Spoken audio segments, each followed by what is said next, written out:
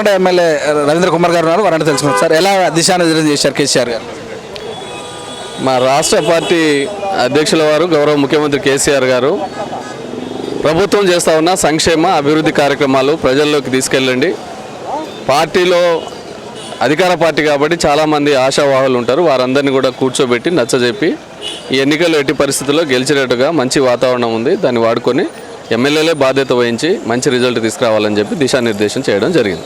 ఇప్పటివరకు రెబల్స్ విషయంలో కానీ మీరు ఏమైనా ఇంతమంది కసరత్తు చేశారా టికెట్లు ఇచ్చే అవకాశంలో? తప్పకుండా 3-4 రోజుల నుంచి అదే పనిలో ఉన్నాం, చాలా వరకు క్లియర్ చేసినాం. చాలామంది ఆశావాహులు అడగడంలో తప్పులేదు, అధికార పార్టీ గెలుస్తామనే ఒక ధీమాతో ఉన్నారు, మంచి మూమెంట్ ఉంది కాబట్టి అడుగుతూ ఉంటారు.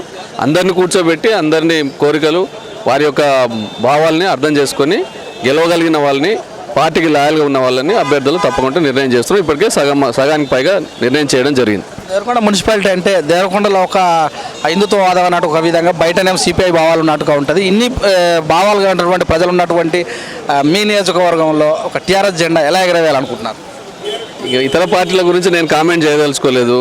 మొన్న జరిగిన శాసనసభ ఎన్నికల్లో అది ప్రూవ్ అయింది. నేను గులాబీ జెండా పట్టుకొని ఎన్నికల బరిలోకి పోతే నల్లగొండ జిల్లాలోనే 12 నియోజకవర్గాల్లో అత్యధికమైన మెజారిటీతో గెలిచిన స్థానం అది. ఎందుకంటే అభివృద్ధిని అదేవిధంగా సంక్షేమ కార్యక్రమాలని అక్కడ ప్రజలు బాగా కనెక్ట్ అయినారు. తప్పకుండా పనిచేసే ప్రభుత్వానికి ప్రజాప్రతినిధికి పనిచేస్తారు. ఆ రకంగా రిజల్ట్ మళ్ళీ రాబోతూ ఉంది. Thank you.